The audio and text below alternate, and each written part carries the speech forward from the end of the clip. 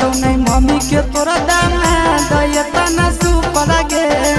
करले पसंद छौड़ी देखल नीचे ऊपर गे मिला तो नहीं मम्मी के तोरा दाना दयता न सुपर गे करले पसंद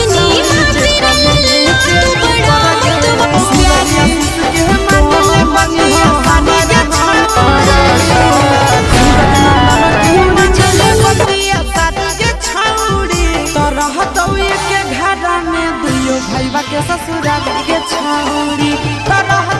के घर में दुइयो भैया के ससुराल के छौड़ी।